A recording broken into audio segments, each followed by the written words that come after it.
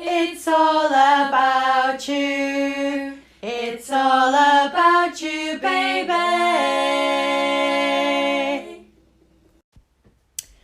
I had the fantastic pleasure of being interviewed by Kat Orman at BBC Radio Oxford last week.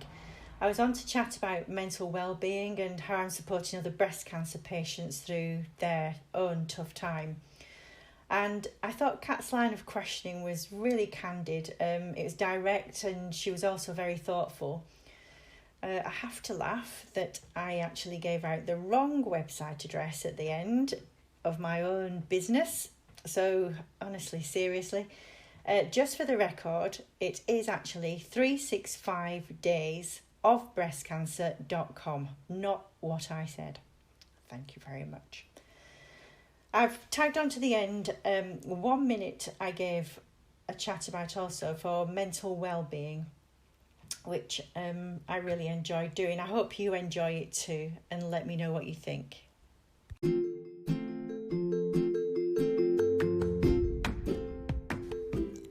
This podcast is sponsored and supported by 365daysofbreastcancer.com. Now, how many of you have received flowers when you haven't been feeling well? It's normally the go-to gift, isn't it? Bunch of flowers, tub of grapes.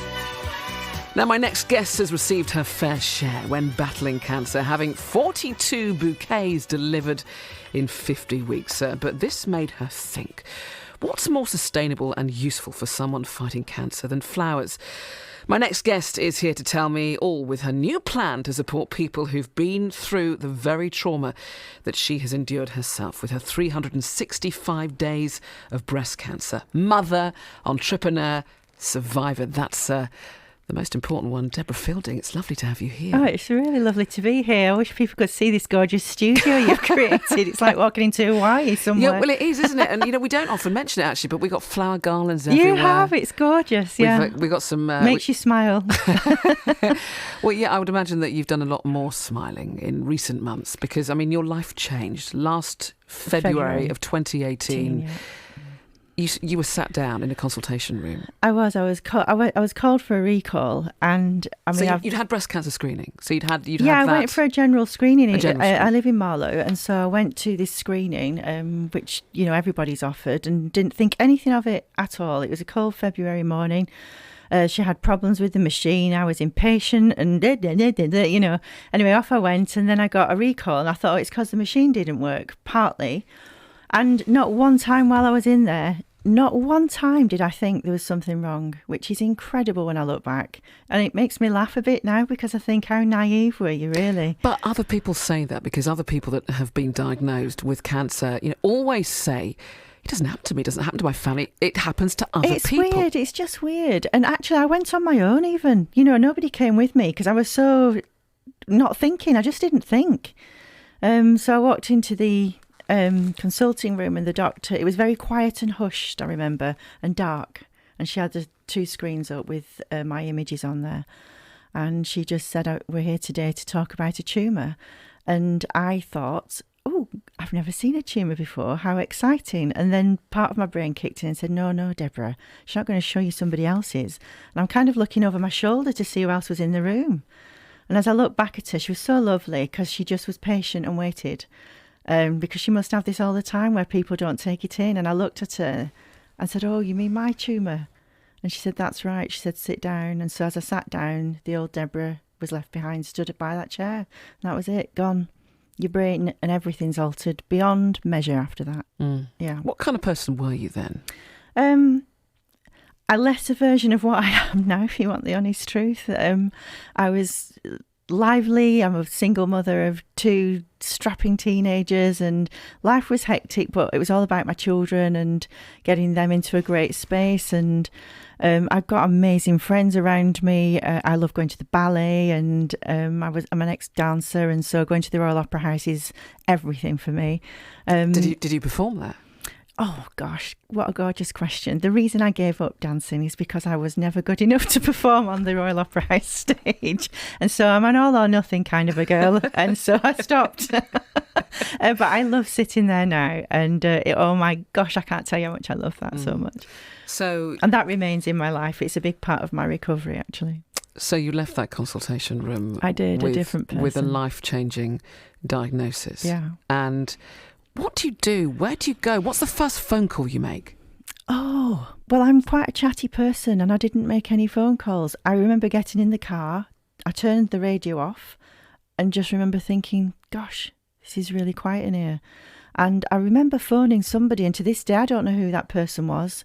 It wasn't a friend. It was somebody really remote. And I just needed to say the words. And then after I told that person, whoever it was, I didn't tell anyone for a week. I just remained really quiet and had everything to myself.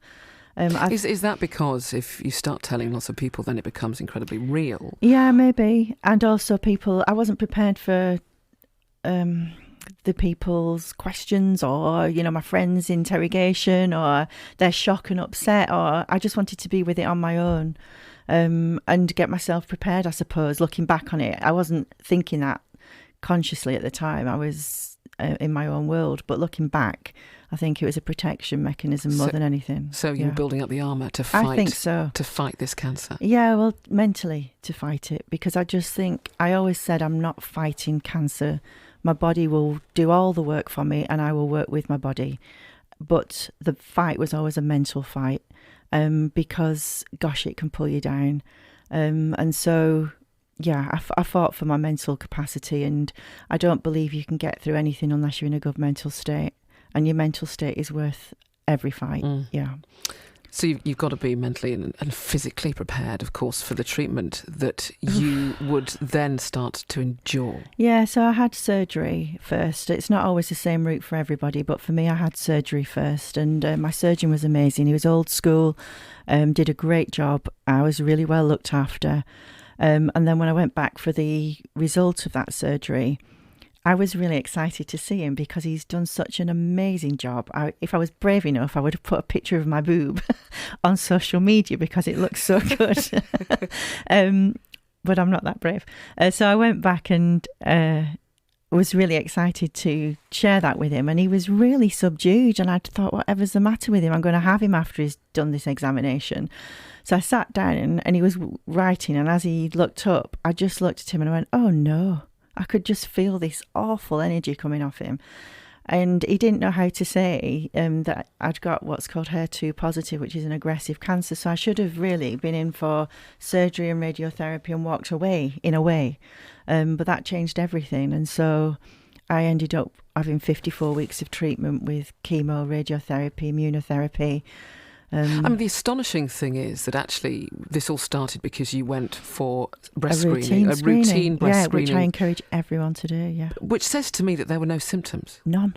So my surgeon and I looked at each other quite candidly, and I said to him, I'm very lucky, aren't I? He said, you really are. He said, because by the time this presented itself, we'd have a very different conversation, maybe a no help conversation. It's chilling, isn't it? It is. It's incredible. Just the thought of that. It was just the timing. You had mentally prepared yourself. But what about when you had started to tell all your friends, but certainly your family, how did they help and support you? And because it's often actually the family, the people around that person that has had that kind of diagnosis that just don't know how to deal with it, and it sometimes affects them in a different way. It does, Kat. I quite agree with you. I remember telling two friends individually, and we were walking, and they just stopped and stared at me and went, Debs, and there was just all this. And inside I was really calm. I was thinking, what's the matter with them? I'll sort it out and we'll just move on. That's what will happen. But they were really freaked out beyond measure. And I feel it's hard when you're looking in on somebody with a cancer diagnosis because you just don't know what to say to them. Somebody once said to me that we feel like we're walking on eggshells with you, Deborah. And I said, oh, what, you too? And they said, oh, is everybody like it? I said, no, I feel like that because I don't know what's happening, you know, from 1 minute to the next. It was so alarming. It's like skidding in a fast car on oil and water. That's how it feels, especially when you're on chemotherapy. You've got not a clue what's coming to you. But I've got tremendous friends. I'm so blessed with my friends. I was so well looked after. And I know for a fact I would never have got through those 6 grueling rounds of chemo I had without them. I know that. Yeah. What you're doing now is helping other people that have been diagnosed with cancer. And because you thought very long and hard, because it was really the flowers, wasn't it, I suppose, the 42 bouquets that you've received over the period of your treatment. Yeah. That you thought, this is lovely, and, you know, you're never going to knock back a bunch of flowers. No, I mean, gorgeous. It was gorgeous. But they're quite costly.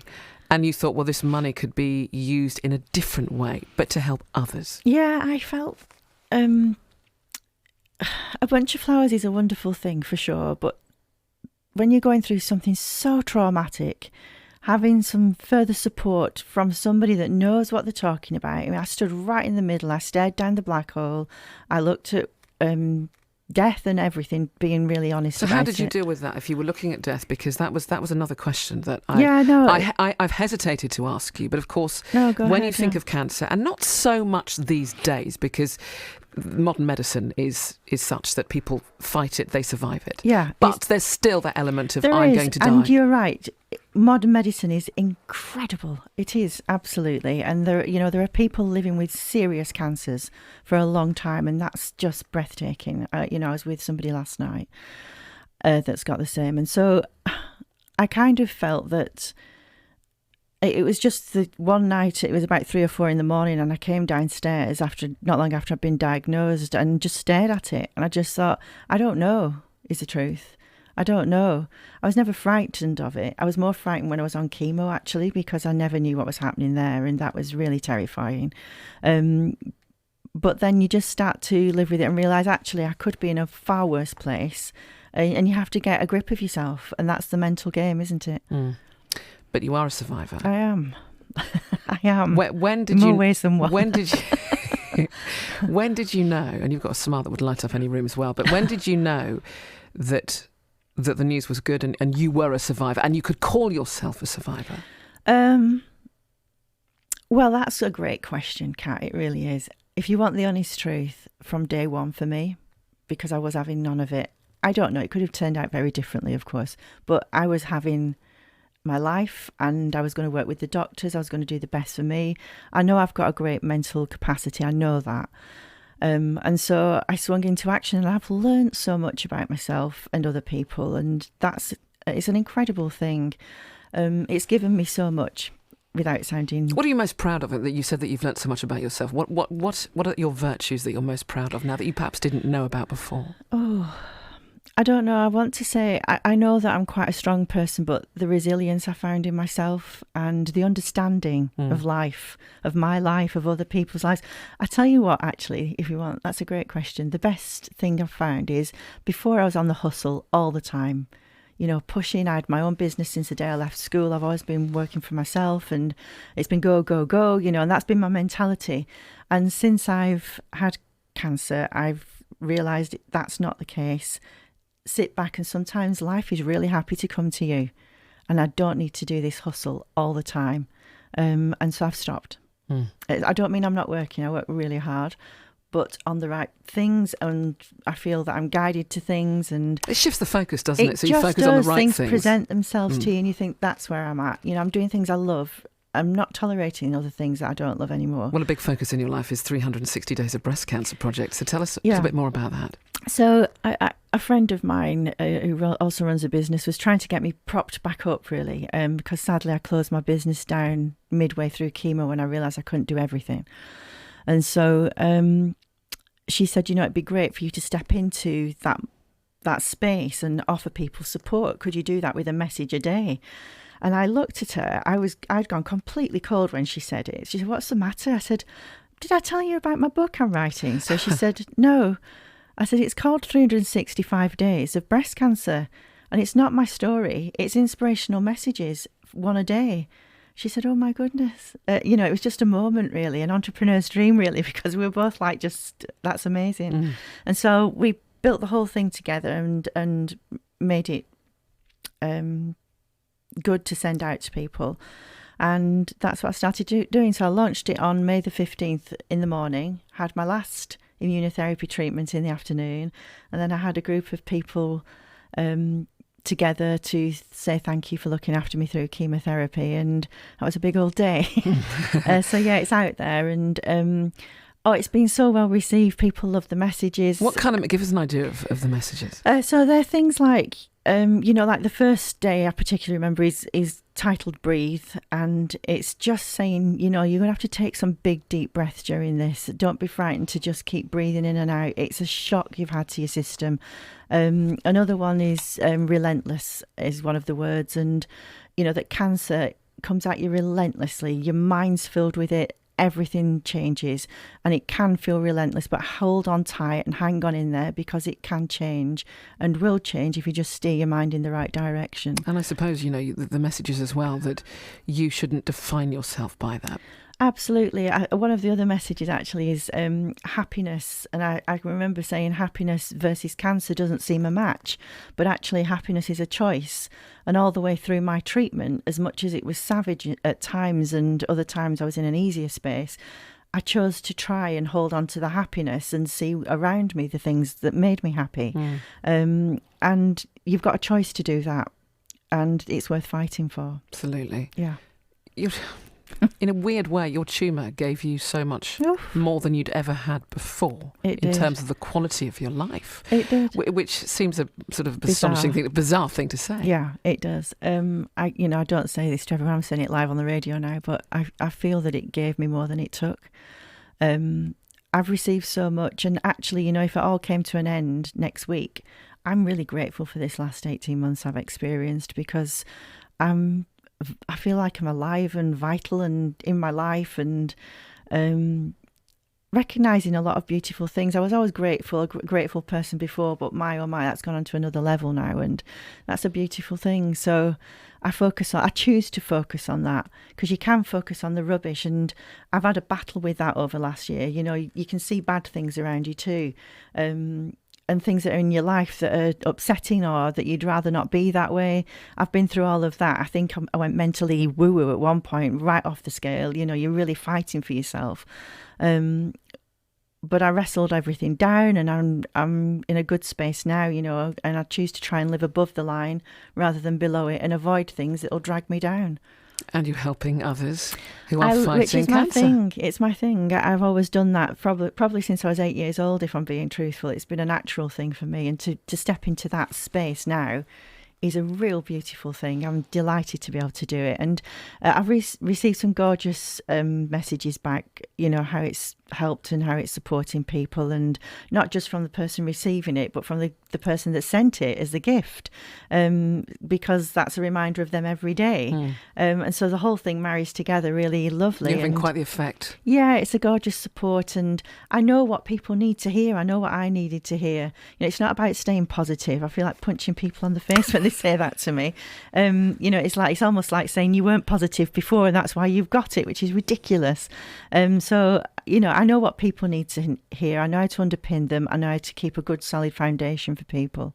And so if I can do that in some small way every day when someone's feeling absolutely rubbish. How can people get hold of this book? Okay, so it's 365daysofcancer.com. And you go on there, there's a little video of me just chatting about it, and all the instructions as to how you can gift it to somebody, and it's a lovely thing to see. So it's really easy. It's like buying a bunch of flowers. I've made it that simple because that's what people are used to, and that's. But it has much more of a lasting effect. Yeah, it does. A a whole year, a lifetime of support after that as well. So a gift that lasts a year. Support for a lifetime. Deborah Fielding, thank you so much for coming in. No, thank you. Total inspiration. Thank you so much.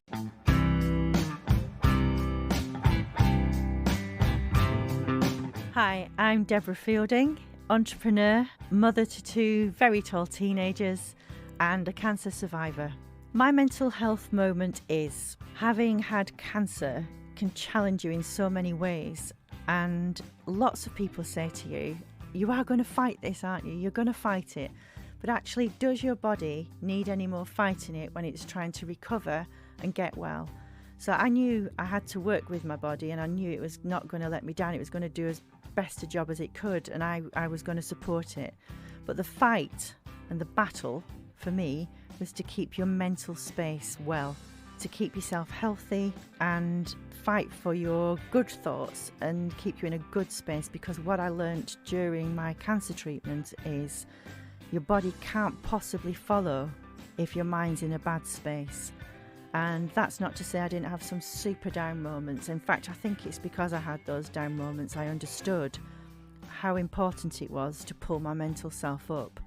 And so I built a team of people around me to help me through the treatment, so I didn't have to concentrate on that. I could concentrate on me. And that was how I got through treatment. Otherwise, I don't believe I would have made it through.